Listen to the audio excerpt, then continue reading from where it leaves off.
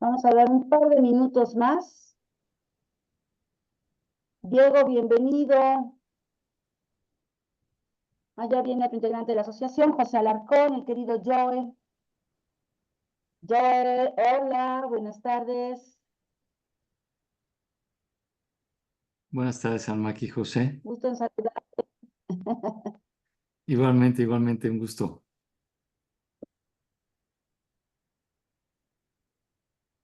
Gracias. Un par de minutos más y vamos comenzando. ¿Cómo ve usted, doctor Cartagena?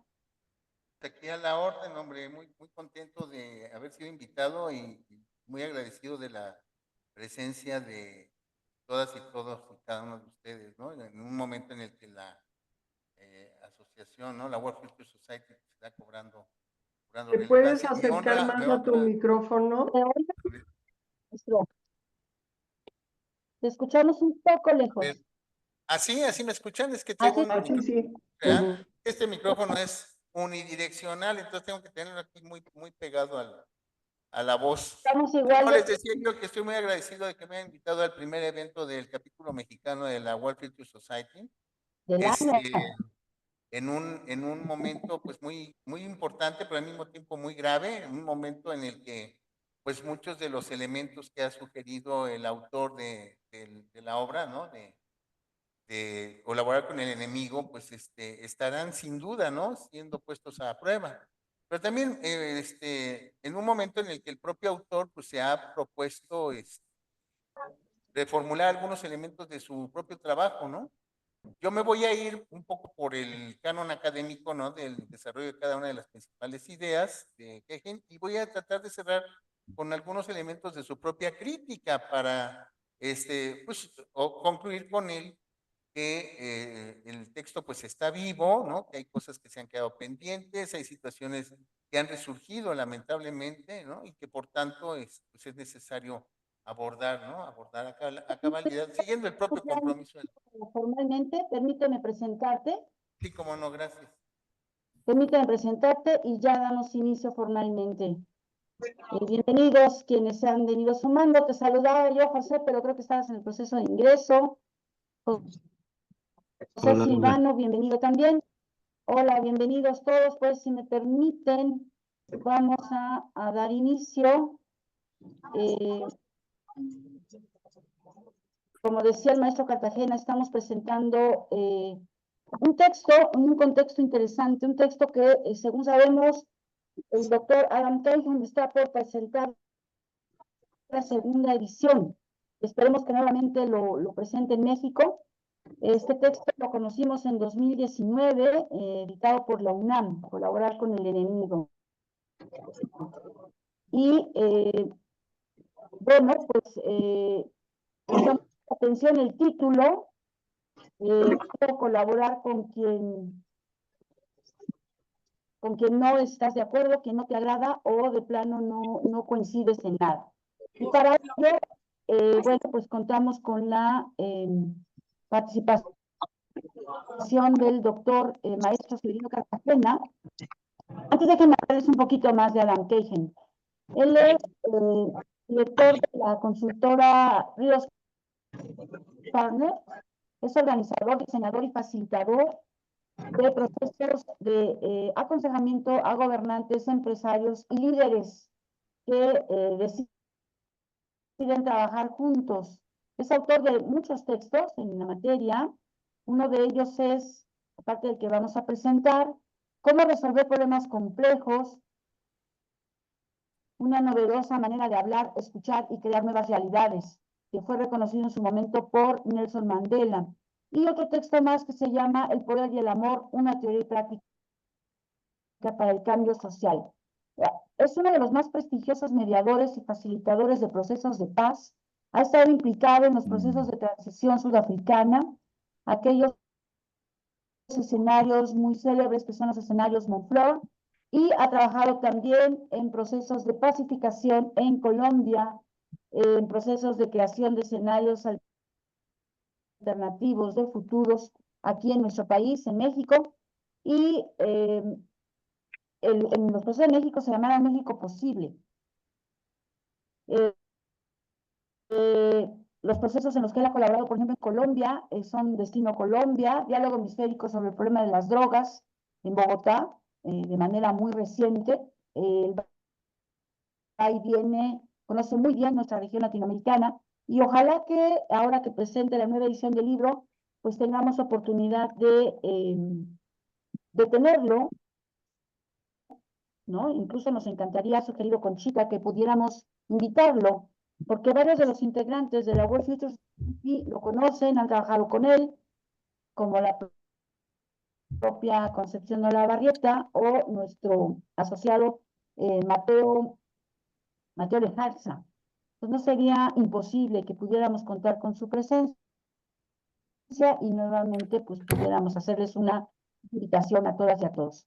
Sin más, quiero presentarles al maestro Severino Cartagena, quien ha hecho del texto de Colaborar con el Enemigo un instrumento para las propias sesiones de los cursos que él imparte en materia de análisis de inteligencia y prospectiva.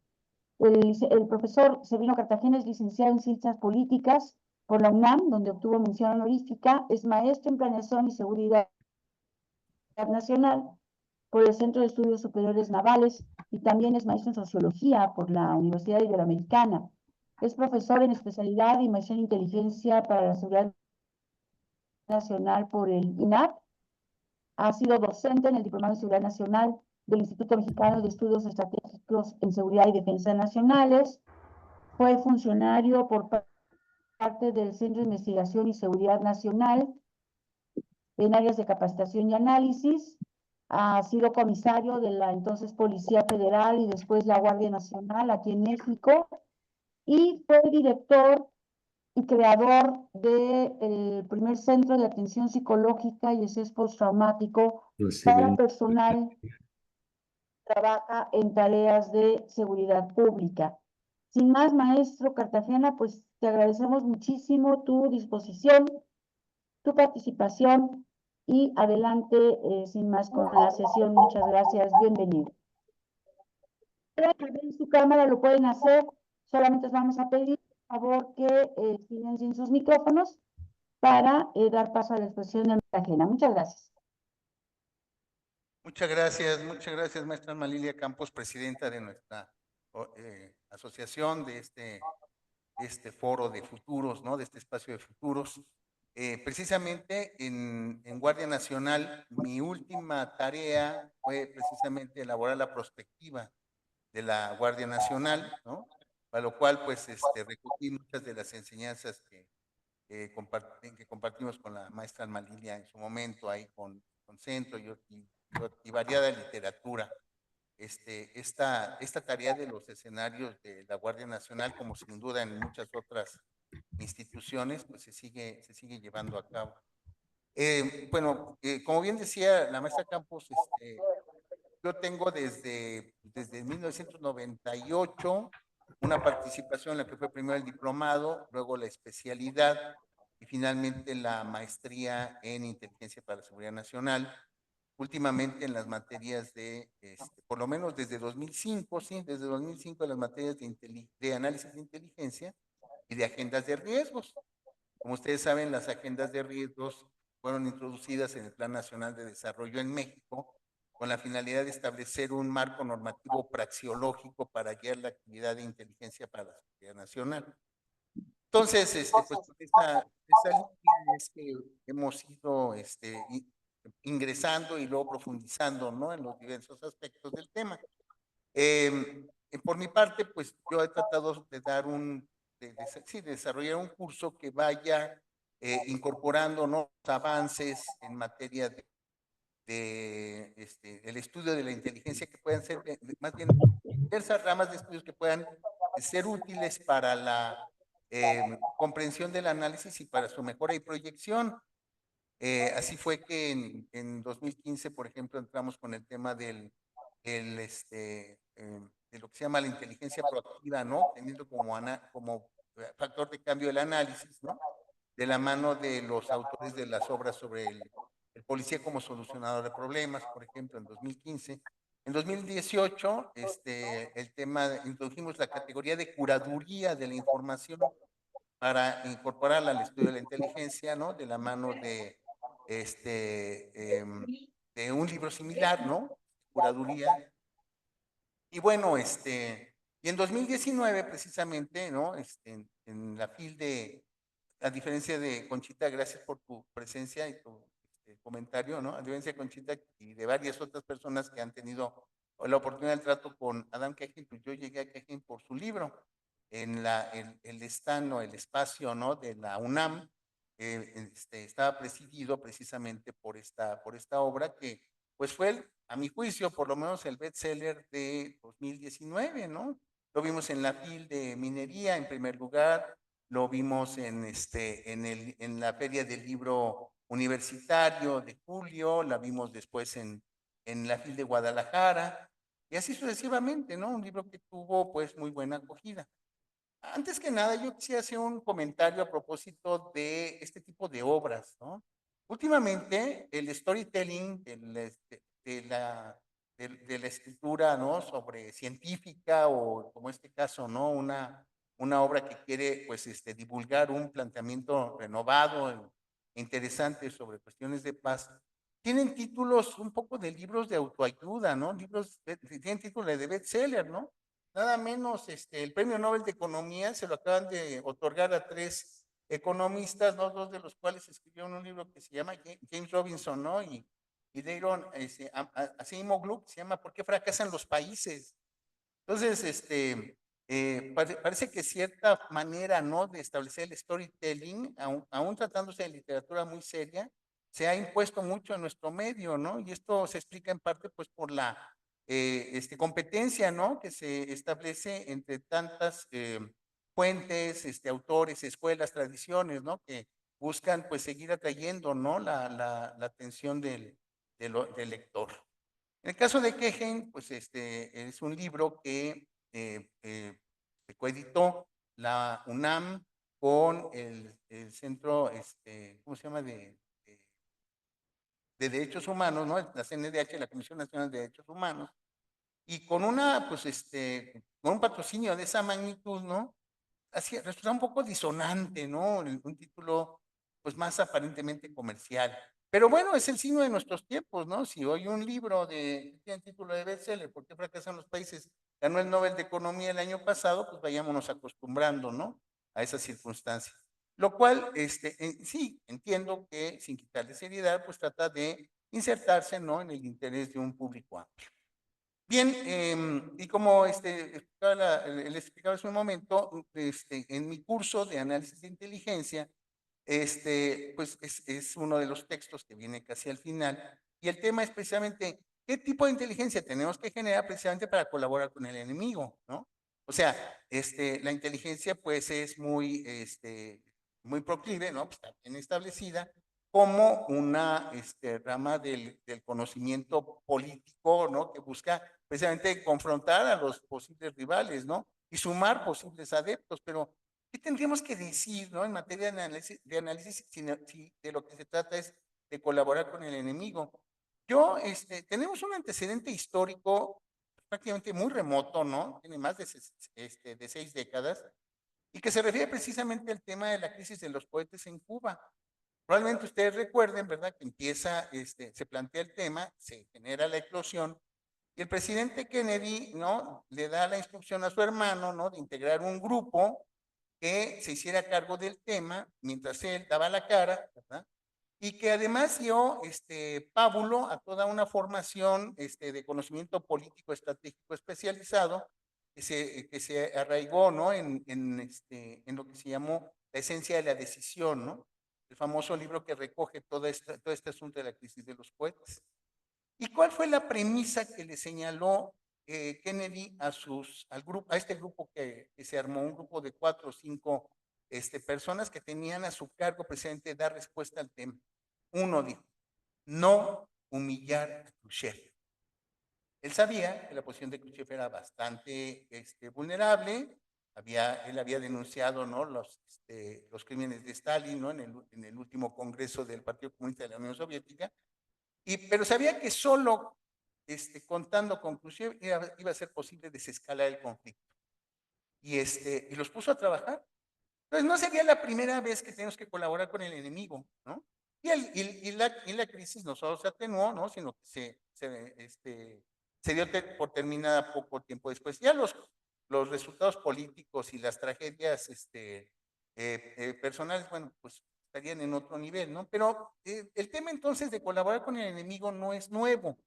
En el caso de Kehen es muy característico, muy interesante, porque nos saca de lo que otro autor ha llamado el anglocentrismo en inteligencia. O sea, normalmente cuando enseñamos inteligencia tenemos que irnos a los ejemplos históricos de la crisis de los cohetes, del ataque a Pearl Harbor, ¿no? De la escalada en la guerra de Vietnam contra MacArthur, de Corea contra MacArthur y así sucesivamente. Entonces hay autores que dicen, oigan, salgámonos de aquí, ¿no?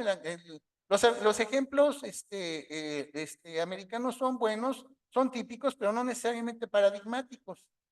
Por eso me interesó mucho el planteamiento de Kehen, porque Kehen dice, no, espérame, podemos hacer un análisis de la realidad, de la necesidad de colaborar, ateniéndose a la realidad latinoamericana. Yo tengo la experiencia, ¿no? En un ciclo largo de más o menos una década, que va del proceso de paz en Guatemala al proceso de paz en Colombia, ¿no? Y de ahí podemos derivar cuestiones muy interesantes. Entonces, para quienes enseñamos inteligencia o enseñamos análisis de inteligencia, dar con un autor que de esa manera, ¿no? Nos plantea una forma de enfrentar, en primer lugar, y resolver conflictos, ¿verdad? Que nos queda, pues que nos queda en nuestro propio espacio latinoamericano, me resultaba particularmente interesante. Y yo supongo que por eso también a la UNAM y a la CNDH se les dio, pues, publicar esta coedición. Y es la razón por la que desde ese año, ¿no? Forma parte de la bibliografía de un curso que además se actualiza periódicamente. Por ejemplo, hoy hablamos después de la pandemia del COVID-19, hablamos de inteligencia para la preparación. ¿Por qué para la preparación? Pues porque el paradigma de la inteligencia para la anticipación, el de la inteligencia para la prevención, no dan para hacer frente al tipo de catástrofes que, por cierto, en su revisión crítica de la que voy a hablar al final, si ustedes me conceden su atención, ¿verdad? Bien escaso, por cierto. Vamos a cerrar nuestra exposición del día de hoy. Entonces, pues tener esta referencia y además ver con qué entusiasmo fue recibida por cierto sector, ¿no? De especialistas, de académicos y probablemente también de uno que otro político interesado, ¿no? En los procesos de paz. Hoy mismo, seguramente vamos a tener algo de eso por acá, para ver cómo le vamos a hacer para enfrentar la situación que nos encontramos en este momento, de la cual no voy a dar mayor detalle. Es que me parece que Kehen puede ser una manera pues de entrar, ¿no? De embonar, de encallar, ¿no? Sobre y sentar un cimiento interesante, ¿no? Para lo que pueda venir después, ¿no? Bueno, perdón, es que está lloviendo aquí el chat no tiene más detalle, pero sí, tanto a través del chat como a través del levantando la mano, pues podemos detenernos rápido para alguna aclaración o responder alguna duda. Entonces, si me permiten, pues voy a subir una presentación, ¿no?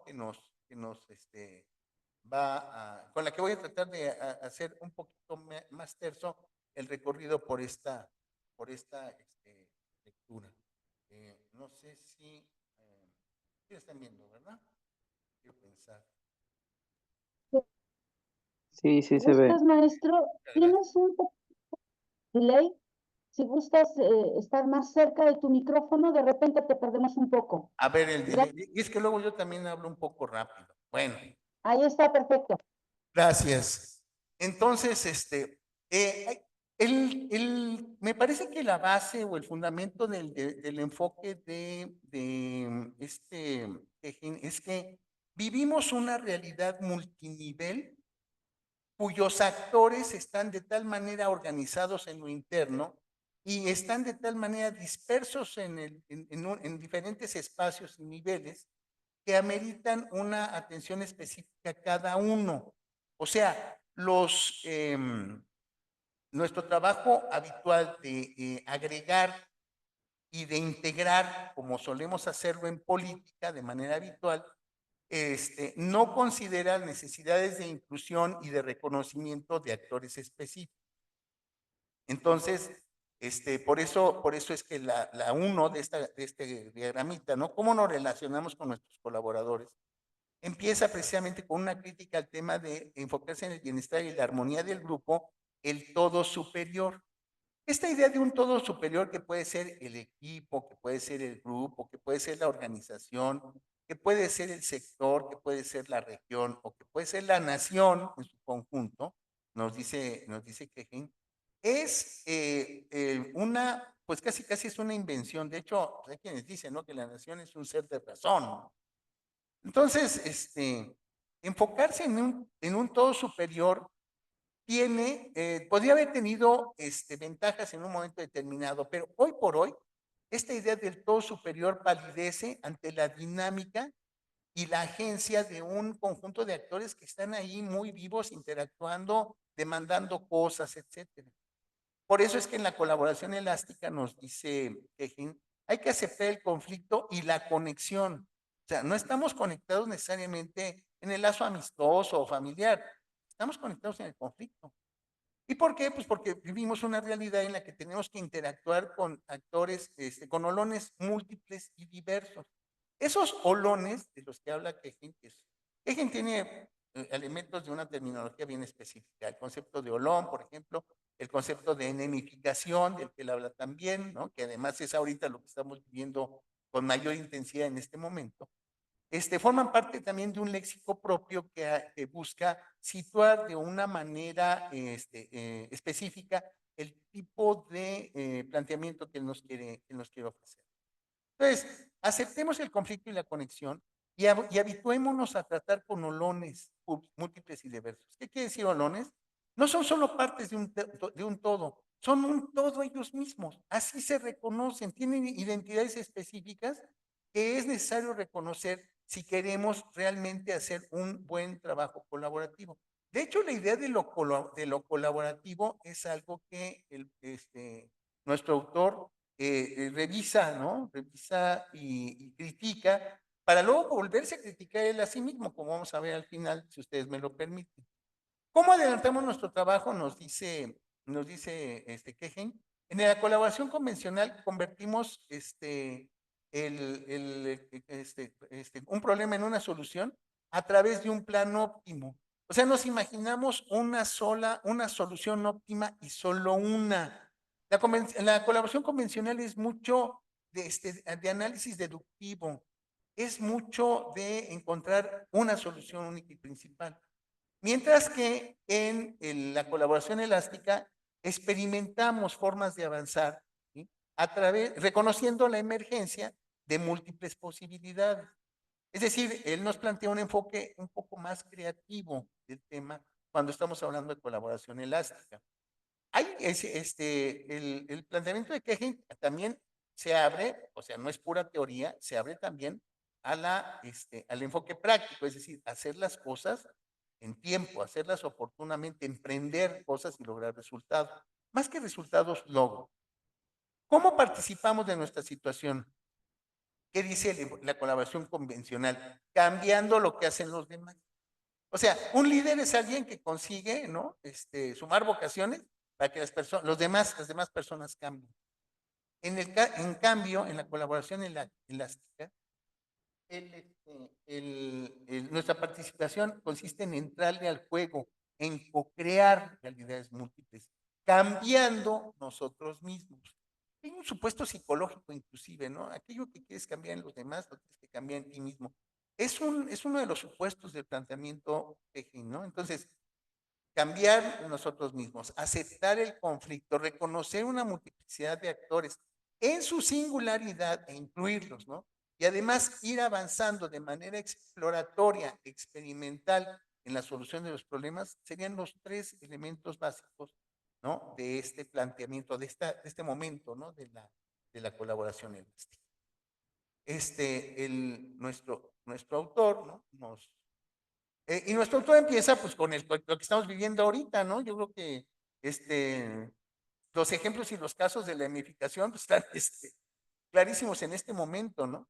El síndrome de la enemificación, él dice, inclusive en una entrevista que le hicieron en 2022, él dice que él prefiere hablar de enemificación que de polarización. Nuestro lenguaje está hoy muy influido por la palabra polarización. Él mismo, inclusive, en su artículo del año pasado, recurre también a esta expresión. Pero en la entrevista dice es que no es tanto polarización, sino que en la medida en la que nos confrontamos unos a otros, reafirmamos nuestra identidad enemificando al otro. ¿Sí? Entonces, pues los otros, los rivales, los competidores, los oponentes, los adversarios, los enemigos, o sea, hay cualquier cantidad, ¿no? de vocabulario sinónimo, ¿no? Digamos, para ilustrar el tema de la enemificación. Y entonces, claro, pues yo estoy bien, tú estás mal, ¿no? Yo estoy en lo correcto, tú estás en lo equivocado, yo tengo razón, tú no. Ah, pues entonces ya estás del otro lado, ya te confrontas conmigo. Entonces, como estás confrontado conmigo, entonces entra el pensamiento simplificador. Para cada problema, ¿no? Pues hay una solución, solo una. Y como dice aquí el propio Kegen, es una solución clara, posible, pero equivocada. ¿Sí? ¿Por qué? Porque parte del principio de que nosotros somos los que están.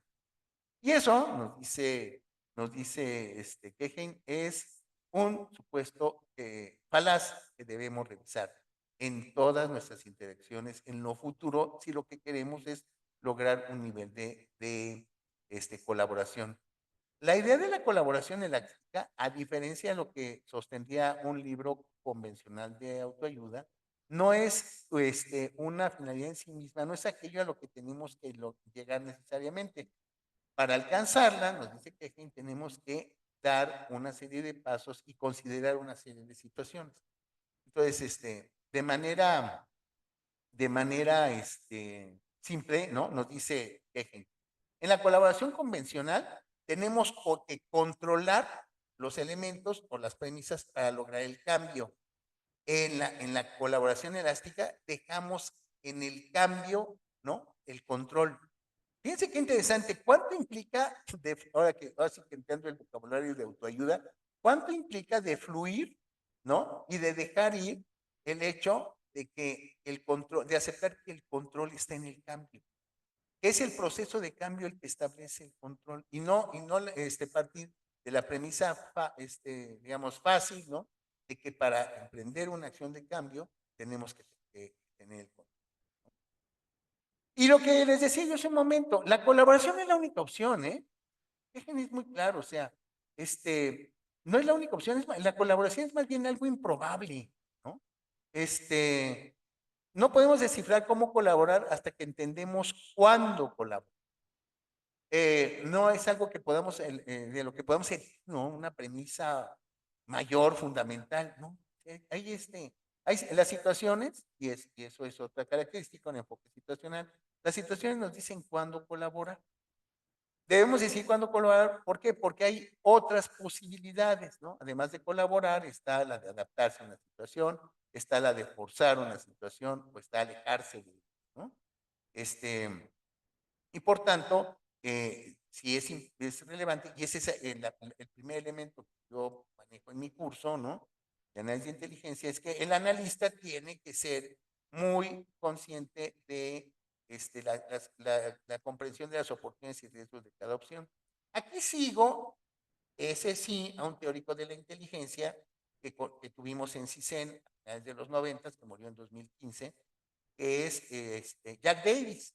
Jack Davis que fue a su vez discípulo y colaborador de Sherman Kent, el megaclásico de la literatura de inteligencia, siguiendo otra vez la tradición anglocéntrica, por supuesto, ¿no?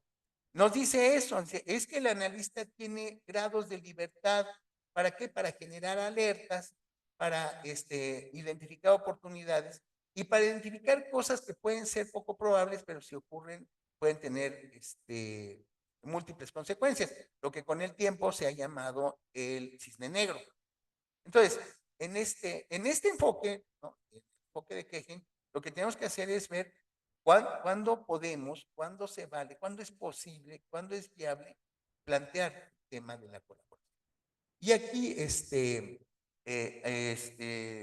nos dice que las restricciones ahorita de movimiento. Por cierto, la figurita esta no es gratuita.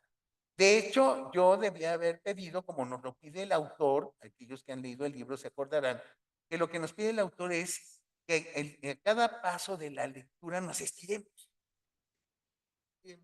y sintamos la molestia, la incomodidad, la contractura aquí. Yo traigo ahorita una caída en el hombro, me cuesta trabajo levantar estas situaciones.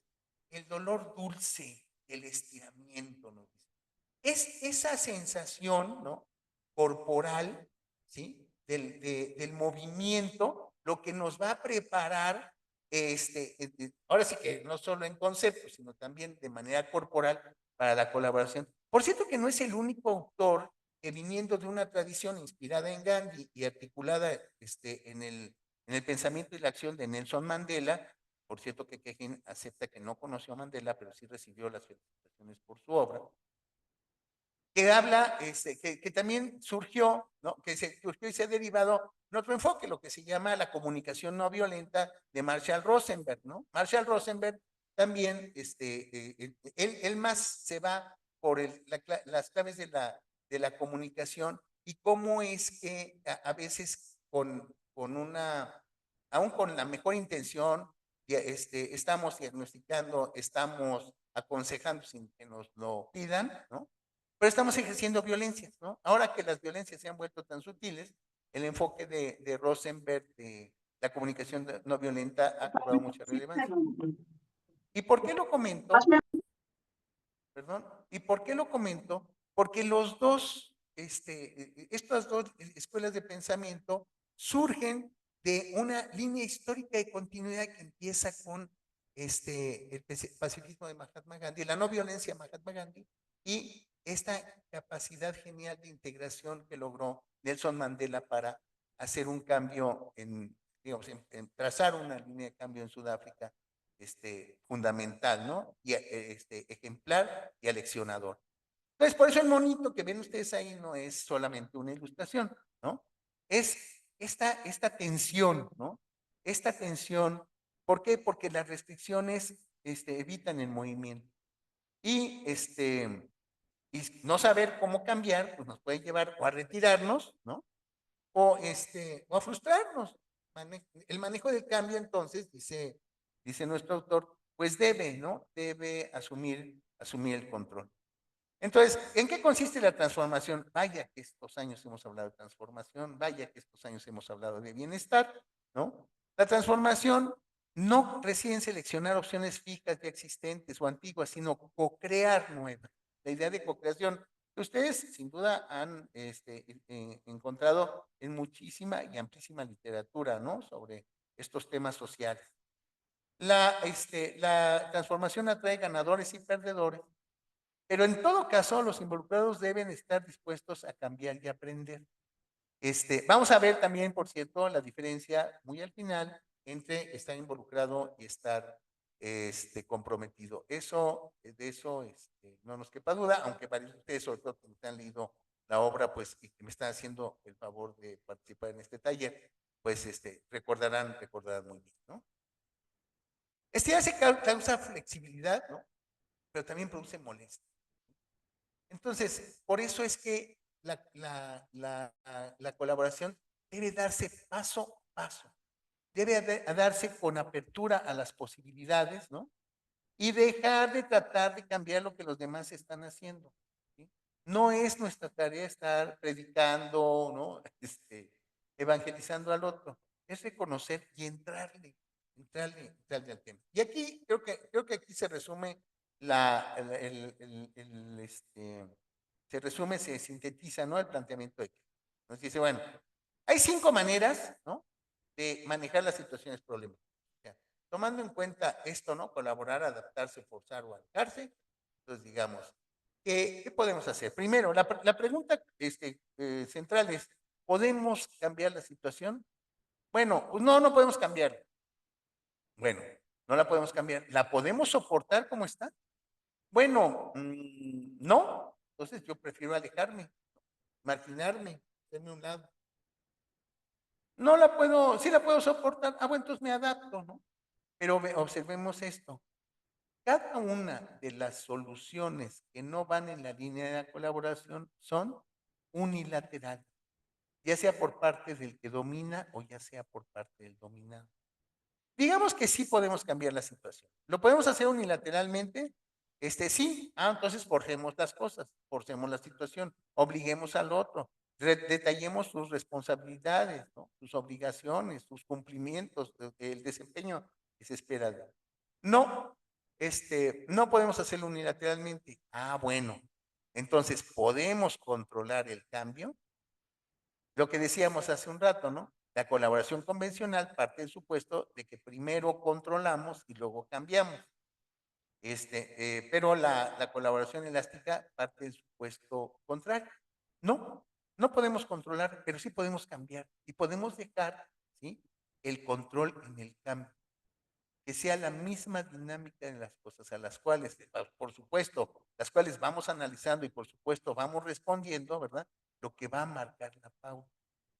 Esto, dice que fue para él el elemento fundamental de varias experiencias, el proceso de paz en Guatemala del 95, que más que un proceso de paz exitoso en las claves de lo que estamos viendo, fue un elemento muy aleccionador para nuestro autor, porque además ustedes recordan que fue un proceso de paz muy defectuoso. Si vamos del proceso de paz en Nicaragua, y miren ahora Nicaragua, ¿verdad? El proceso de paz perdón, el primer proceso de paz que fue en El Salvador, ¿se acuerdan de Chapultepec? ¿Se acuerdan? En el año 90. Luego el proceso de paz en Nicaragua, que culminó con el gobierno de Violeta Chamorro. Y luego el proceso de paz en Guatemala. Observamos que son procesos de paz que pudieron haber sido más o menos exitosos, pero que fueron perdiendo gas a lo largo del tiempo. Y va a pasar una década completa hasta 2015, cuando tengamos a juicio de nuestro autor, muy aleccionador proceso de paz en Colombia. Hay aquí con nosotros amables participantes, ¿no?, que están que vienen de ese país, entonces pues no va a ser mayor comentario sobre la realidad colombiana, a menos, claro, desde luego que ustedes, alguno de ustedes quiera sumarse al tema, ¿no?, sobre el caso específico de Colombia. Yo solamente señalaría un tema. Yo recuerdo, ¿no?, el 19 de junio de 2022, ¿no?, que junto con un muchacho, por ser novio de la hermana de una parienta política, nos enteramos del resultado, ¿no?, de la elección de Gustavo Petro. Y los dos casi nos abrazamos. Pero el mismo día que Petro ganó la elección, el mismo día, de las primeras cosas que pidió fue a México: México, necesitamos más colaboración de ustedes. ¿Por qué? Porque aquí el cártel de Sinaloa dice hasta qué variedad de hipocresía. ¿Y qué pasó? Volviendo al tema de la paz en Colombia con Quejen. Efectivamente, había, ¿no?, una realidad, eran, ¿no?, los grupos en confrontación, la guerrilla, etcétera, ¿sí?, el propio gobierno. Pero el proceso de paz no paró mientras no se detuvo lo suficiente en el espacio de la economía criminal. Y esa economía criminal, tan pronto se activó el proceso de paz, generó un vacío que de inmediato fue llenado. Y fue el propio Petro, presidente electo, el que nos lo vino a decir. No estoy diciendo nada nuevo, ni estoy cometiendo ninguna infidencia, ni estoy diciendo nada que no nos esté afectando, por cierto, últimamente. Entonces, un proceso como el colombiano, ¿no?, es muy importante, muy aleccionador, pero también se le quedó por ahí al pendiente. Y esto es parte, ahorita vamos a ver, de los elementos que el propio Quejín revisa de su planteamiento de colaborar con él. Bien, volviendo otra vez a la colaboración elástica, ¿no? ¿Se acuerdan lo que decíamos al principio? ¿Cómo nos relacionamos con la gente con la que estamos colaborando, ¿no? En la parte convencional es formal, es limitada, es restringida, busca la armonía, llevar la fiesta en paz, ¿no? Mientras que la elástica se abre a trabajar con el conflicto y la conexión dentro y fuera y encima del equipo. O sea, finalmente, y de hecho yo, como parte de mi curso, hago un ejercicio de trabajo en equipo, donde he encontrado que efectivamente personas que no se llevan bien entre sí, que no tienen una buena relación interpersonal, son muy buenas para trabajar en equipo y hacen equipos muy exitosos. No se necesita ser cuatito de nadie para trabajar con él en equipo. Y esto corrobora este supuesto del trabajo de qué. En el caso del trabajo en equipo, dice que nos centramos en alcanzar acuerdos claros sobre el problema, buscar la mejor solución, una solución óptima y solo una, ¿no? Y el plan necesario para su implementación, ¿no? En un esquema totalmente deductivo. Mientras que en el caso de la colaboración elástica, experimentamos, ensayamos, ¿sí? Y explorando las posibilidades, vamos avanzando paso a paso, valorando, calibrando, ¿no? El resultado obtenido. ¿Para qué? Para seguir adelante. ¿Cómo participamos? ¿No? En la convencional, pues haciendo que la gente cambie, inspirándola, o pues en el peor de los casos, forzándola. Mientras que en la elástica tú sí te mojas los pies, sí te remangas la camisa. Pero, y esto es lo más importante, no con este ánimo carismático, diría Weber, ¿no? De cambiar a los otros, sino de empezar por cambiar nosotros mismos y que los demás lo perciban. Hay algo de ejemplar en esto, el trabajo colaborativo. Entonces, trabajar con los demás, dice Kegen, implica 3 cambios básicos, ya decimos, ¿no? La aceptación del conflicto y la conexión, el tema de aplicar el diálogo y la presencia, ¿no? Y entrarle al juego. Entrarle al juego, vamos a ver, implica involucrarse, pero también, o finalmente, implica el comprometerse, asegurar el compromiso. Bien, dice Kegen, el diálogo no basta. Sí es necesario el diálogo, pero el diálogo no basta. Y esto es muy importante, lo dice también Kegen en la entrevista que le hacen después. Podemos hablar, pero eso no dice que dejemos de luchar, ¿eh? O sea, seguimos en la brega, seguimos en el tema. Por cierto, en la entrevista que le hacen en 2022, Kegen reconoce la influencia de otro líder, ¿no? Que fue el que hizo posible nada menos que la paz en Palestina, Isaac Rabin, y los acuerdos de Oslo. Isaac Rabin, como ustedes saben, impulsa los acuerdos de Oslo, entra en una negociación súper secreta en la que no hubo ninguna filtración, ¿sí? Con ¿cómo se llama? Ay, con líder palestino, perdón, y salen los acuerdos de paz. Un sector de la derecha de su país pues, no se lo perdonó y Rabin terminó asesinado, ¿no? En 1997. Entonces, sí, también la búsqueda, ¿no? De estos, o el alcance de estas soluciones, o la búsqueda de estos procesos de paz, pues puede tener consecuencias importantes, graves, ¿sí? Porque desde entonces, pues el derrotero, ¿no? Del Estado de Israel, pues ha sido, ustedes saben, ¿no? Sharon, últimamente Netanyahu, o sea, ¿qué les puedo decir al respecto? Y sin formular juicios de valor, ¿no?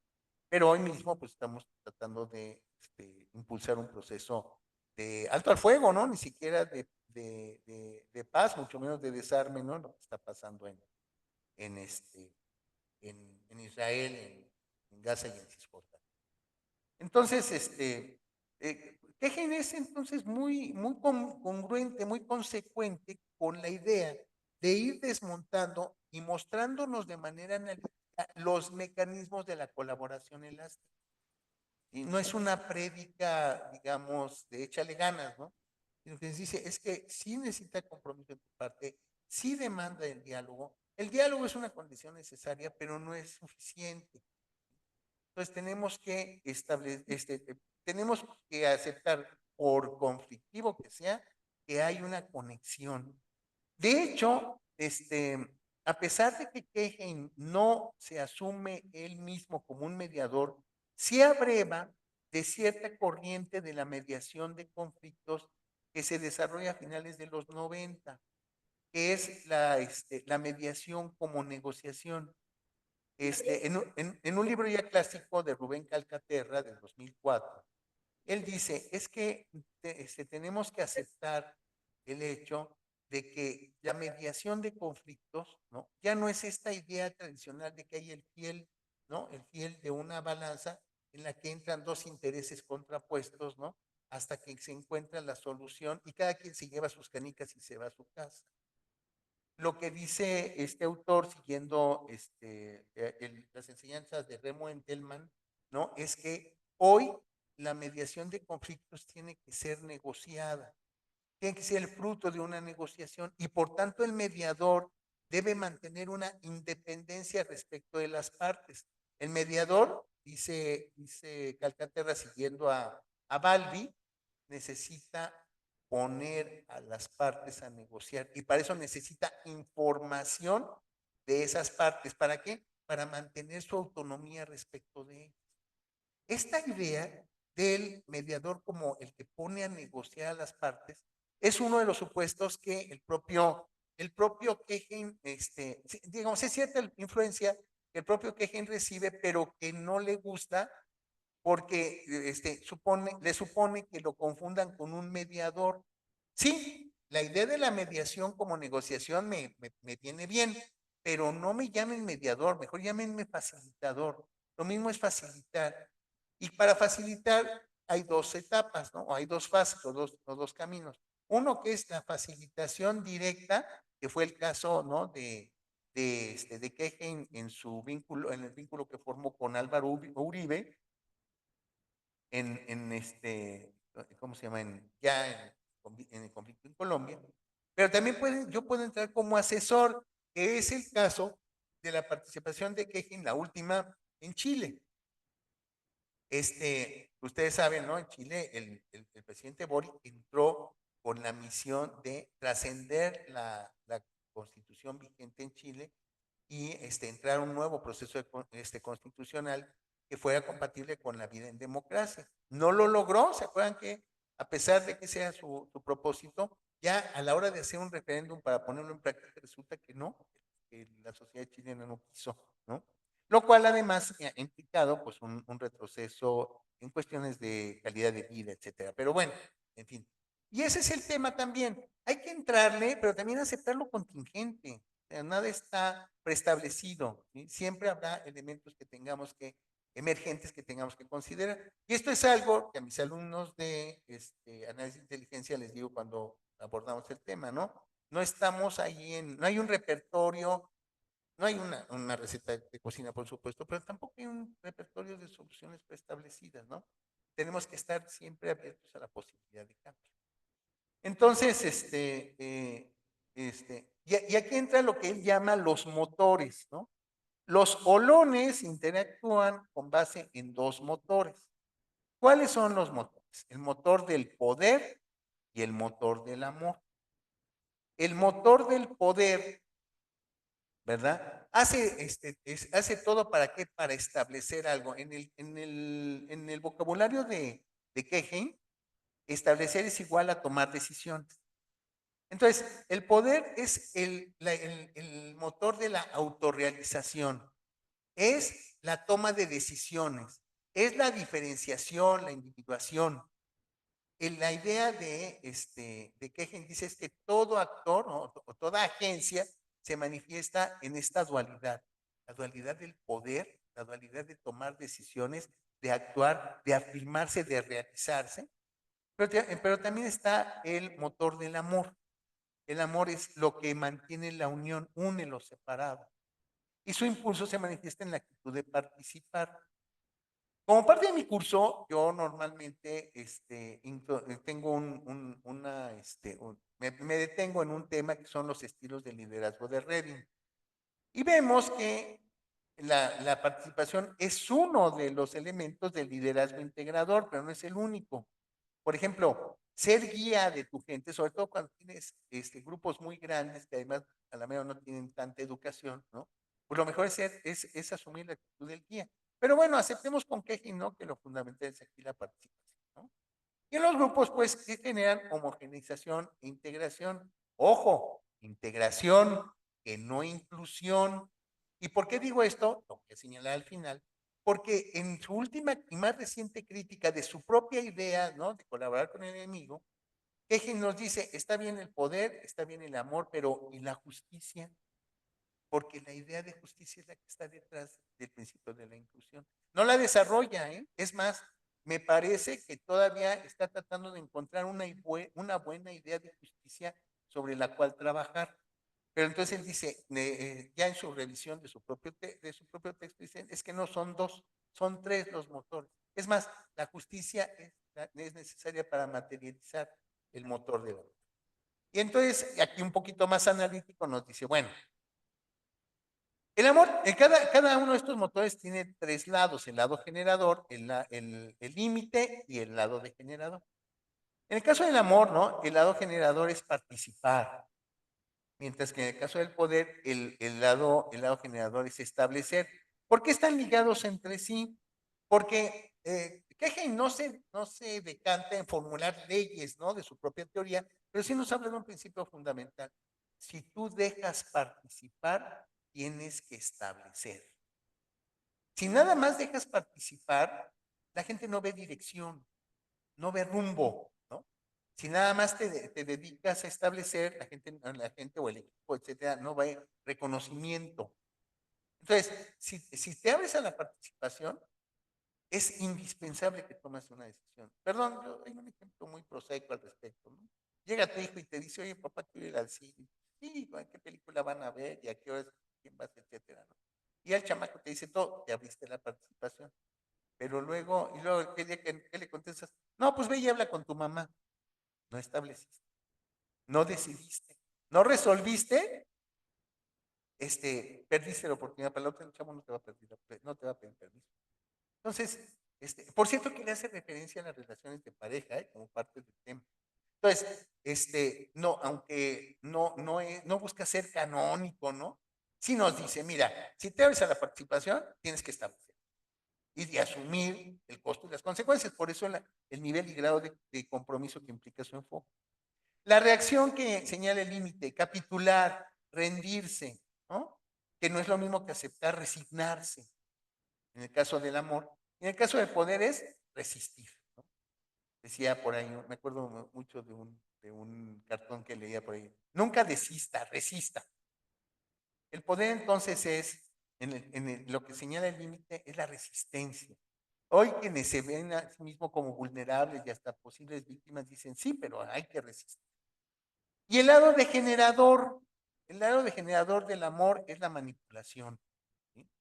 En la teoría del apego eso es grave, ¿eh? Porque además limita mucho el crecimiento emocional de las personas. Y en el caso del poder, pues ya lo estamos viendo, ¿no? Es imponer, ¿sí? No hay, el lado degenerador está ahorita todo lo que da, diríamos, ¿no? Me parece muy descriptivo, y les digo, el único que me parece más como parecido a una ley social es esto que dice que si te abres a la participación, tienes que decir, tienes que establecer. En ese momento, sí, es un acto, pero te has abierto, ¿no? Y es lo que hace precisamente avanzar en la colaboración elástica. El segundo estirón es un poquito más complicado, ¿no? Experimentar una forma de avanzar, ¿sí? Damos un paso, ¿no?, y a cada paso vamos observando antes de dar el siguiente. Y ahí es donde entra, me parece, la idea de prospectiva de Hegel, ¿no? Es decir, tú vas haciendo, tú vas construyendo escenario. A cada paso tú vas elaborando escenario. Ahorita, por ejemplo, tenemos un caso, ¿no?, de algo que acaba de ocurrir, ¿no? El responsable del tema de derechos humanos en migrantes en Tijuana, pues lo acaban de correr. ¿Y por qué? Pues por hacer su trabajo. ¿Y en qué consistía su trabajo? Pues en ir a darle consuelo a los migrantes. Salió la noticia en la Reforma de ayer, ¿no? Y es interesante, ¿por qué? Porque este señor, contó y que fue de los fundadores de la corriente que estuvo muy cercana a Cuauhtémoc Cárdenas, perdón, mi auditorio o mi audiencia del extranjero, ¿no? Sin embargo, no se mantuvo tan cercano a todos estos vaivenes que experimentó la izquierda política en los últimos años. Y se quedó en Tijuana. Y en Tijuana lo encargaron del tema de derechos humanos y empezó a trabajar con migrantes. De hecho, él fue de los primeros en registrar dos cosas. Uno, las reuniones ya no eran personales, eran familiares. Imagínense una persona que tenía su tortillería y su flota de taxis en Apatzingán, que se fue corriendo por el tema del derecho de piso.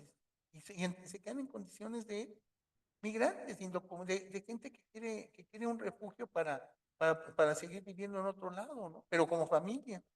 Pero hay otra cosa en la que este señor Pérez Canchola, lo voy a recordar su apellido, insistió mucho. El fondo de migralidad. ¿Qué es eso de fondo de migralidad? ¿Tendrá algo que ver con la migraña? No. El fondo de migralidad se estableció en 2014. Imagínense que era una especie de fonden para los migrantes. Y el fondo, sus reglas de operación se emitió en 2014. ¿Quién se acuerda de ello? Bueno, pues el señor Pérez Canchola insistía en ya darle a los municipios fronterizos que estaban recibiendo migrantes el fondo de migralidad, ¿no? Y lo volvió a decir. Sí, nada más que, claro, pues, el contexto ha cambiado, las condiciones empeoraron y el señor ya no está. Entonces, pues sí, eso es lo que ocurre, ¿no? Quizá el señor, pues, estaba muy, ¿no? Bueno, él sabía de sus obligaciones y sus atribuciones, pero además, pues, no vio el escenario, ¿no? Y claro, pues, el suyo, digo, se dio a conocer, ¿no? Pero su salida, pues sí se volvió piedrita de escándalo, ¿no? No sabemos hasta dónde va a llegar, pero se me ocurre como un ejemplo muy actual de algo que ilustra, ¿no? Lo que nos dice Kekin sobre la colaboración con él. Vamos cruzando el río, sintiendo las piedras que hay en el fondo. Entonces, dice, o creamos nuestra forma de avanzar. La única forma en que podemos saber si un plan va a funcionar es intentarlo, ¿no? Fíjense, es más importante actuar que estar de acuerdo. Esa idea de actuar antes de estar de acuerdo nos remite a un cierto estilo de aprendizaje, el aprendizaje práctico. Mientras que el aprendizaje analítico es mucho de encontrar una sola solución, una solución óptima y solo una. Mientras que el aprendizaje creativo es poner orden en el caos. El aprendizaje de actuar antes de estar de acuerdo es muy práctico. Ya emprende, actúa, ¿sí?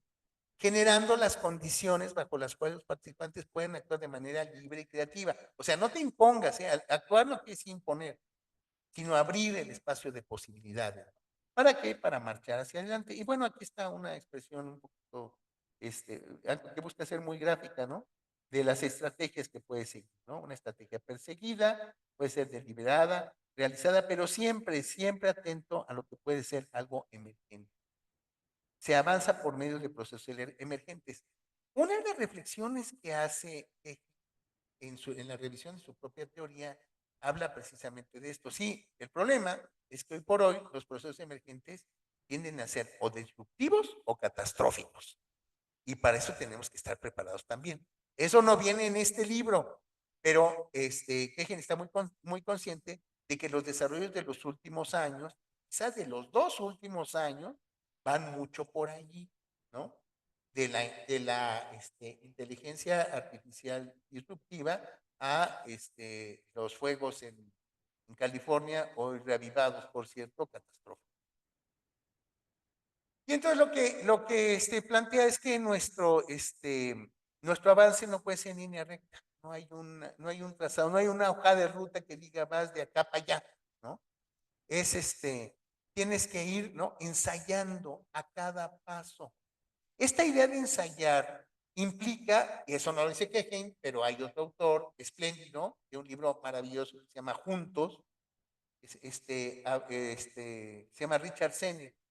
Richard Sennett es un músico venido a sociólogo porque se amoló el túnel del Carpo y ya no pudo seguir tocando el cello.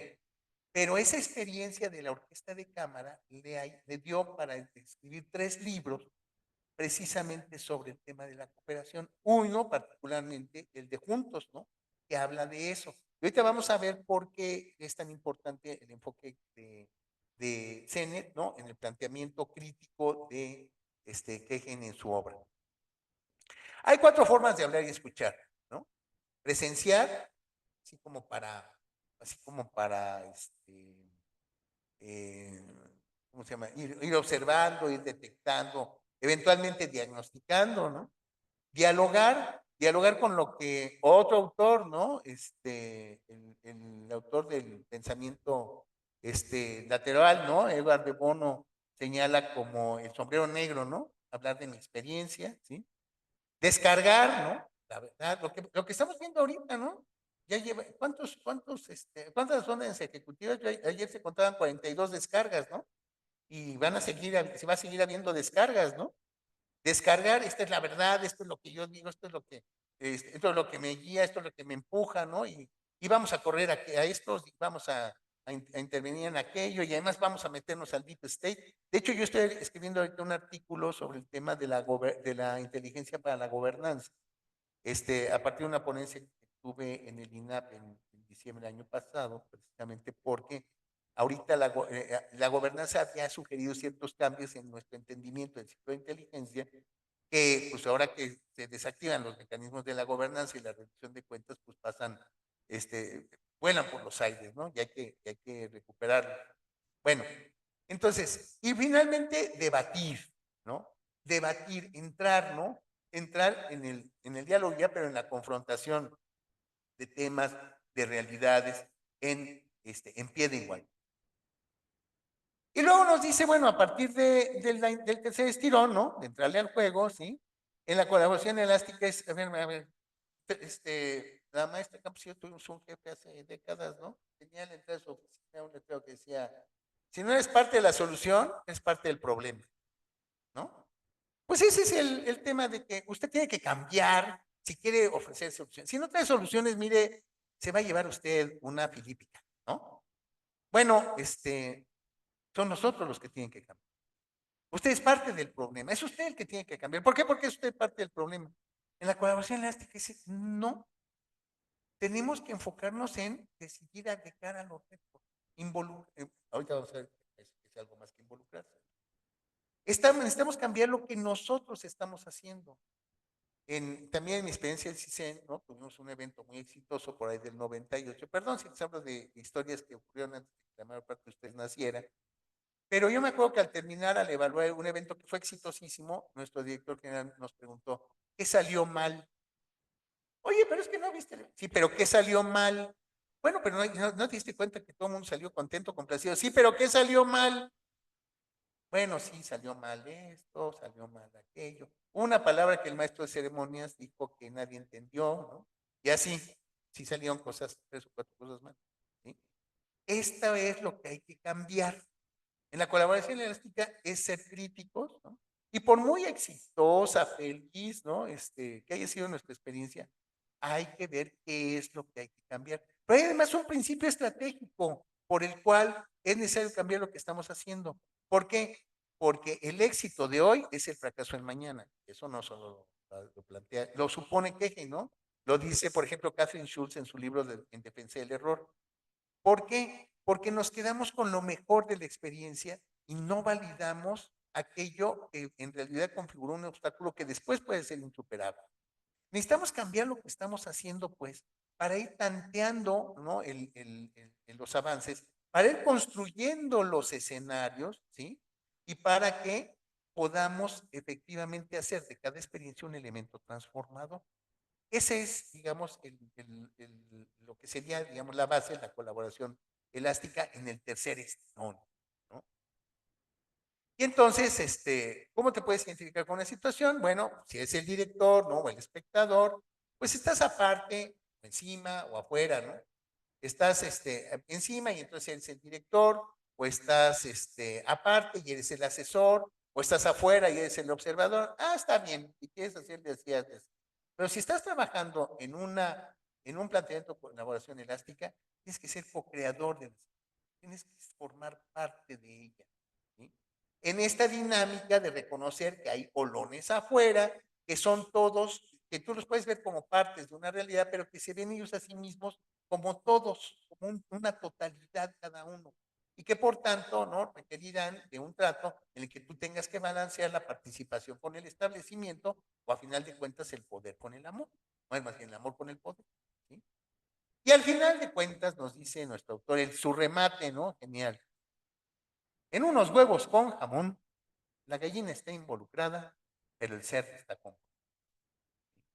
Entonces, ya en un planteamiento de colaboración elástica, en un planteamiento de co-creación, en un planteamiento dialógico, perdón, más te vale ser el ser. El puro involucramiento no es suficiente. Esa es, digamos, como que la síntesis, ¿no? De todo su planteamiento. Perdonen la forma caricaturesca de los monitos que les acabo de mostrar. Y entonces, ¿no? Nos dice, ahora sí, siguiendo la lógica de un librito de autoayuda, ¿no? Bueno, si este aprendizaje te ha inspirado algo, pues estos son los pasos que tendrás que dar para hacer el cambio, ¿no? Al aprendizaje deberás seguirle un cambio, ¿no? Eso es hasta terapéutico, ¿no? Entonces, en la primera semana, él establece una línea base para el uso del poder de amor. En la semana 2 da el primer estirón, ¿no? ¿Para qué? Para que veas cómo reforzar tu motor más débil. A la mera es más propenso a la parte relacionada y entonces cultivas el motor del amor, pero necesitas entonces quizá tomar más decisiones o al revés, ¿no? En el segundo estirón, ¿no? Estableces una línea base así como cómo estás hablando y cómo estás escuchando. Y esto es bien importante, que nos remite al eje que esto nos remite acá. Esto nos remite a esto. ¿Sí? ¿Cómo estás hablando y cómo estás escuchando? Luego viene el tercer estirón, que es a la semana 4, ¿verdad? 4, cambia tu forma de hablar y de escuchar, alejándote de la descarga y el debate. O sea, aguas con esto, perdón, con esto, ay, se ve. Aguas con esto, aléjate tantito de eso, ¿para qué? Para que tú puedas ir, ¿no? Mejorando tu comunicación y cámbialo por, ¿no? El diálogo y la presencia. Hay, por ejemplo, teorías del liderazgo que dicen no se haga muy presente, ¿no? Si lo han visto, por ejemplo, con las 48 leyes del poder, ¿no? De Robert Greene, que dice, no, un buen líder no se hace presente todo el tiempo. Bueno, en el enfoque de Kehin dice, pues sí, tienes que manejar bien el diálogo y la presencia. Y finalmente, ¿no? Aléjate de las posturas secundarias, ¿no? Ahora sí que es el escritorio a un lado, ¿sí? Y éntrale al juego. Ese es, digamos, el resumen, ¿no? No el resumen, sino la tarea, ¿no? ¿Qué es lo que sigue? ¿Sí? Ahora, ya tuviste una experiencia de aprendizaje, pues pégale pues a la experiencia. Y yo, no, muy rápidamente diría, retomando el último artículo de 2024 en el que habla Kehin de la revisión que amerita su obra, pues la primera es que hay una brecha en la capacidad de colaborar. O sea, esos resultados que obtuvo en 2015 que inspiraron el libro que en español salió en 2018, partía de un supuesto más o menos cómodo que no se ha verificado. La verdad es que hay una brecha en la capacidad de colaborar. Es una brecha extensa, peligrosa, pero al mismo tiempo urgente. Él habla de los famosos múltiples desafíos globales interrelacionados, la catástrofe nuclear, climática, ecológica, pandemia, de inteligencia artificial. Vean ustedes ahorita la correlación entre la COP de cambio climático y la COP de la biodiversidad. En 2022, la COP del cambio climático se terminó en octubre diciendo, no podemos avanzar más, tenemos que ir tenemos que ir al cambio, el cambio climático tiene que abrirse a la biodiversidad. Y la biodiversidad es la clave para detener este desastre del cambio climático. El asunto ha derivado, ¿no? Pero digamos, en un esquema de colaboración elástica, las conclusiones de la COP26 fueron geniales, fueron espléndidas y al mismo tiempo claves al señalar, perdón, pero los países tienen que hacer un esfuerzo para que el 30% de su territorio esté libre de cualquier perturbación para el desarrollo de la biodiversidad. Sin biodiversidad no va a haber recuperación respecto al cambio climático. Ese es un caso de colaboración elástica. Pero además nos remite al penúltimo, Edgar Morin, que ustedes y yo como gente que le gusta lo complejo y lo prospectivo, pues leímos en los años, con fruición en los años 90, ¿no? En 2010 él habló de lo que se llama la policrisis. Por cierto, el número de la revista de inteligencia y seguridad del INAP, que estará saliendo a partir del día de mañana, trae un artículo de la doctora Cristina Rosas que habla precisamente de la policrisis. Entonces, ya les pasaré a través de la presidencia a ver a la liga, porque es una revista electrónica, ¿no? Para que ustedes puedan consultarla si les parece de interés. Pero hay otra cuestión, o sea, el asunto, ¿no? De abrirse a lo contingente es que es cada vez más abrirse a lo potencialmente o disruptivo o catastrófico. Dice Hegen, hay que colaborar ampliamente y a profundidad. Ampliamente, ¿no? ¿Cómo se llama? Obviamente incorporando a diversos actores. Y hoy además, vean el premio, volviendo al Premio Nobel de Economía, ¿no? El Premio Nobel de Economía hace, ¿no? En este libro de ¿Por qué fracasan los países? Un estudio de caso entre el municipio de Nogales, Sonora y Nogales, Arizona. Y no sé de dónde viene el caso. Pues eso, ¿no? De experiencias o situaciones relativamente aisladas, pero que de pronto se vuelven paradigmáticas, ¿sí? Y eso nos lleva un poquito a Kegen, o sea, es esta cuestión de que sí tenemos que trabajar bajo la superficie, en las estructuras, pero no en los grandes agregados, también en la búsqueda de raíces comunes para transformar sistemas, ¿no? Que se han vuelto catastróficos.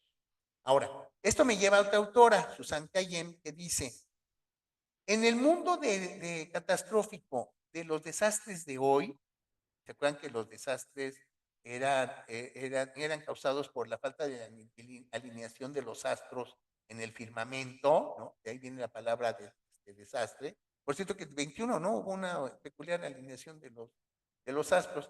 No tiene nada que ver, pero bueno, nos remite, ¿no? A toda esta mitología. Pero lo que dice Cayen es que, perdón, el efecto sorpresa no existe. Ese principio estratégico fundamental del efecto sorpresa, discúlpenme, no existe. Hoy todas las catástrofes son socioorganizativas. No hay tal cosa como la catástrofe natural. Son defectos de nuestra propia organización y sobre todo nuestra incapacidad para manejar lo improbable, y en eso se supone que también se entrenan los análisis de inteligencia en el manejo de lo improbable, ¿sí? Para lo que nos va a permitir captar las señales o las señales emergentes. De otra manera, no vamos a poder diagnosticar el desastre y vamos a tener muchos problemas para afrontar. Y por último, dice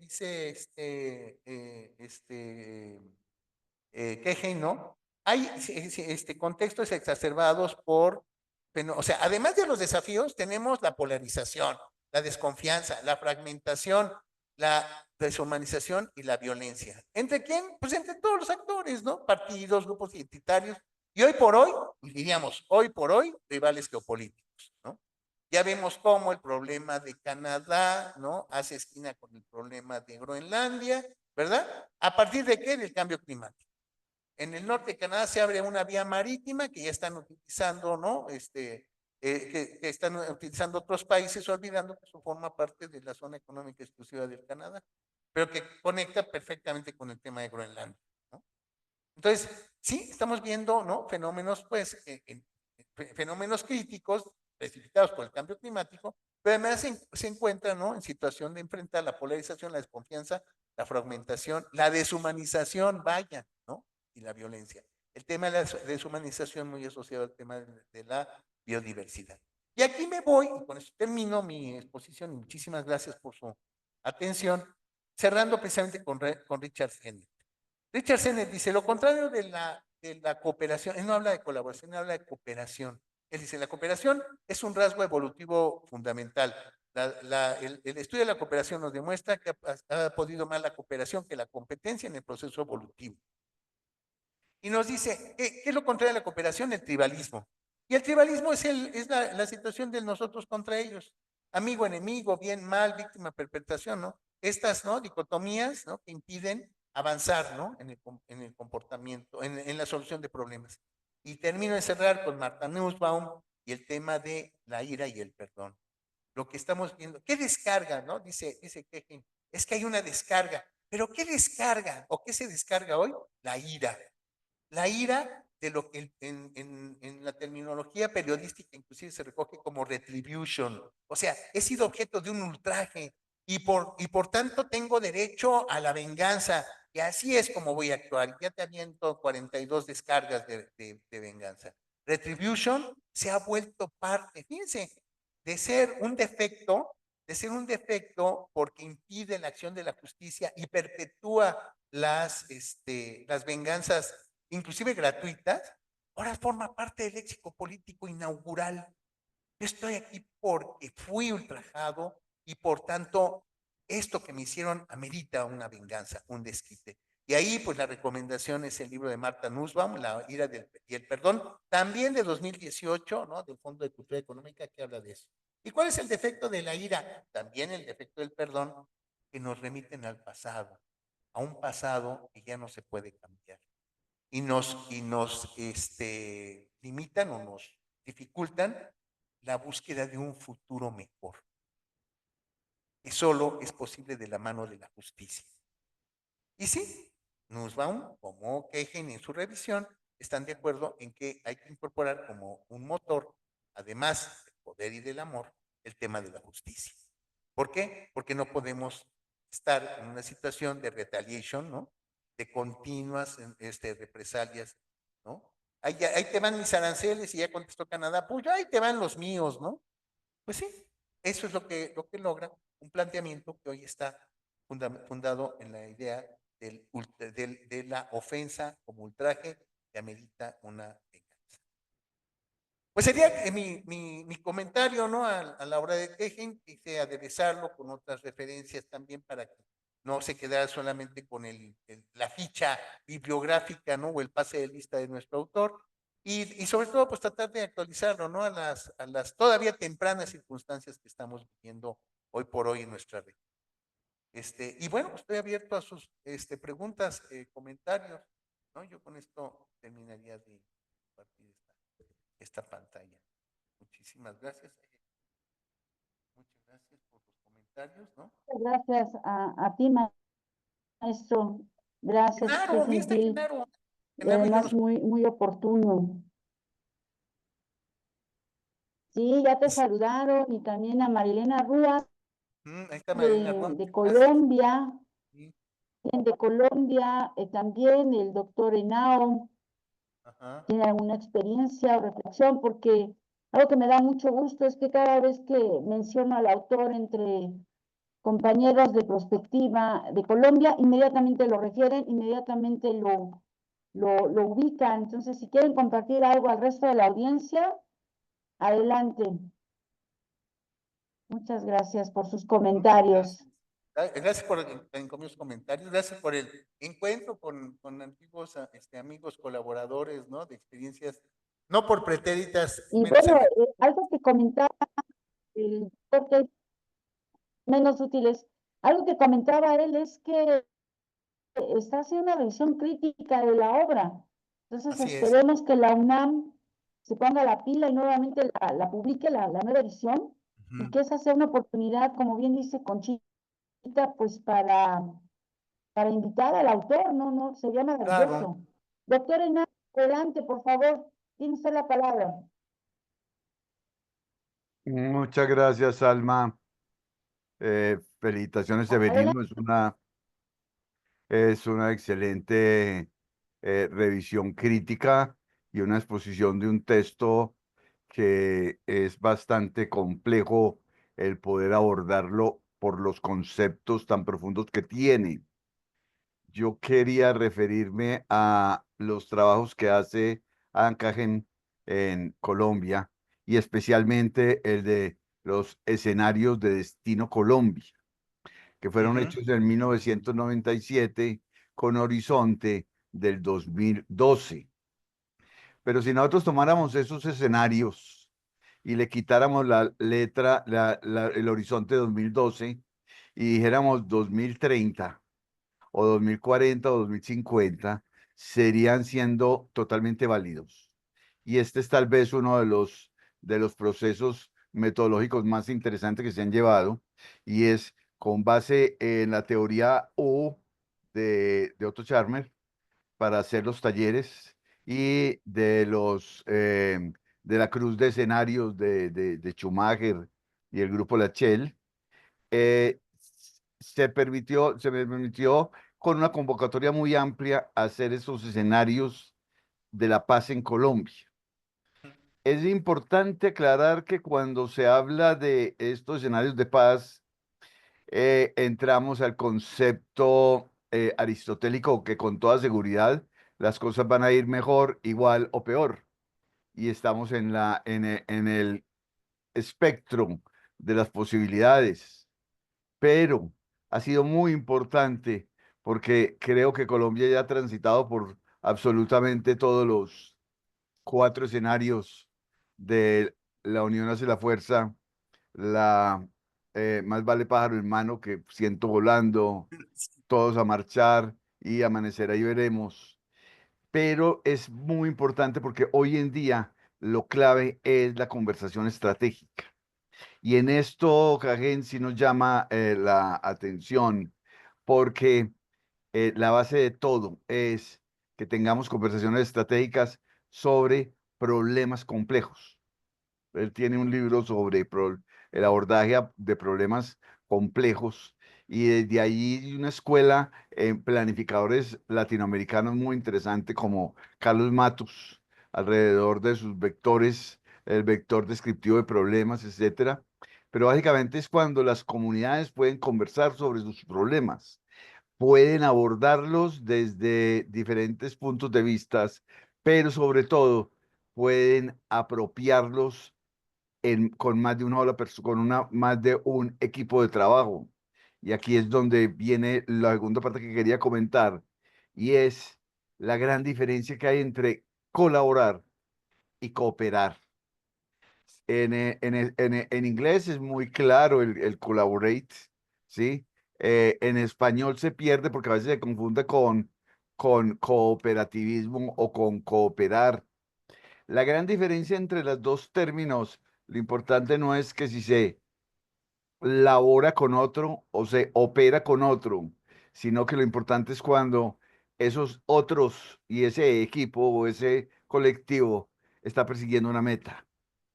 Cuando una sociedad como es la colombiana y que tiene un gran problema alrededor del narcotráfico, está buscando la paz, eh, el cooperar o el colaborar siempre tendrá que ser el tratar de conversar alrededor del gran problema del narcotráfico. Cajem, por allá para la Asamblea del BID, hace unos escenarios sobre el narcotráfico y sobre ese tema y fue muy poco divulgado. Después Conchita, con un equipo maravilloso en México, ya habló sobre el crimen organizado multinacional. Y es muy importante este tema y este debería ser un tema de conversación permanente en América Latina, porque alrededor de él es donde puede hablar de paz, alrededor de él es donde puede hablar de desarrollo económico, alrededor de él es donde podremos hablar de una creación de una América Latina unida porque entonces son esos temas que, como decía Carlos Matus, son vectores de problemáticas, lo que llaman ahora en algunas enfermedades mentales, los espectros del trastorno. Esto se podría hablar como el espectro de el problema del narcotráfico o de las bandas criminales organizadas.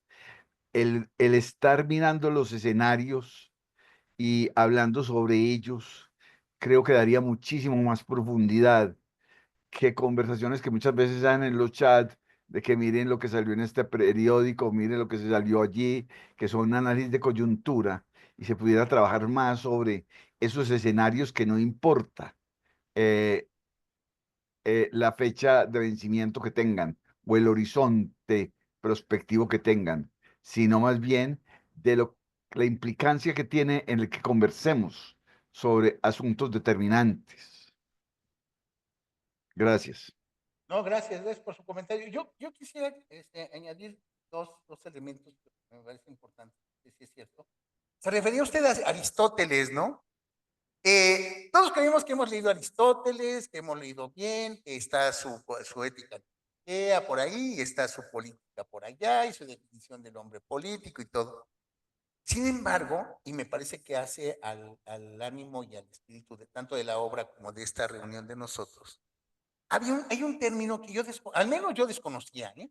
Pero es más, he puesto a mis alumnos en el INAP a buscarlo en internet, ¿no? Y no les aparece. Marta Nussbaum nos dice que Aristóteles fue capaz de identificar una disposición precisamente a la búsqueda justa del bienestar futuro. ¿sí? Precisamente para superar, para trascender, ¿no? El efecto destructivo y catastrófico de la ira. Y es lo que Aristóteles llamó el temperamento gentil. Temperamento, yo dije, Aristóteles, pero sí, de lo poco que he leído de Aristóteles nunca me encontré la expresión. Insisto, buscándola, ¿no? En el filtro burbuja de internet de Google, tampoco te mandaban a. Sí, bueno, en la crianza de los perros, los hay de temperamento gentil. Háganme ustedes el favor. Sin embargo, como bien dices tú, o sea, hay cosas que no trascienden o que no avanzan o que no se divulgan lo suficiente. Y esta fue quizá una de ellas. Porque quizá nuestra lectura política de Aristóteles no fuimos capaces de ver lo que algo que me parece es fundamental, una disposición humana, ¿sí? Precisamente a la concordia y a la búsqueda de la justicia, la búsqueda pacífica de la justicia y no de la venganza, el temperamento gentil. Sí, hay cosas que no, o cacarea el huevo. Sí, no, sí, bueno, también cacarea el huevo, nos encanta. Pero eso de cacarea el huevo, hoy por hoy, está en otra dimensión. Yo lo comentaré muy rápido. En fin, entonces, no, si hay una línea, hay una continuidad, hay una tradición, hay ejercicios inclusive concretos. No por nada me refería yo a la crisis de los poetas, bueno, recurriendo sí a la tradición anglocéntrica de los estudios de inteligencia y seguridad. Pero el temperamento gentil, debe haber una disposición de ánimo, por favor, ¿no? Una disposición de ánimo ¿para qué? Para buscar la vida buena, la vida justa. Y bueno, está la famosa, el tema, ¿no? De Critón y el deber, ¿no? En los días finales, ¿no? De Sócrates, antes de beber las. Entonces, sí debe haber una disposición de ánimo para eso. Otra cosa que yo también bueno, mi formación fue muy cepalina, entonces pues me formé también en parte con un Carlos Matus, bastante pretérito, pero muy, muy, muy acerado, muy analítico, igual que Sergio Vitar, ¿no? Igual que Osvaldo Zunkel y bueno, tantos otros, ¿no? Ahora, pero un poco a propósito, y ya para cerrar mi comentario a propósito de cacarear el huevo. Hoy nos dice Mijael Bascari en su libro de curaduría, vivimos, ¿no? Un tiempo en el que de la mano del Internet todos nos sentimos creadores, ¿no? Es más, nos declaramos creadores. Sin embargo, dice la propia Nussbaum, sí, pero el acto creativo es también un acto de amor, no es andar nada más con ocurrencias. Vivimos tiempos entonces en los que todos nos sentimos creadores, todos nos creemos creadores, pero además vivimos, y esto yo creo que es algo que en tu indagación de lo que debe cambiar de uno en el planteamiento de Kejin se puede explorar. Vivimos tiempos de inatención cognitiva y desatención moral. Siguiendo a Justin Smith, ¿no?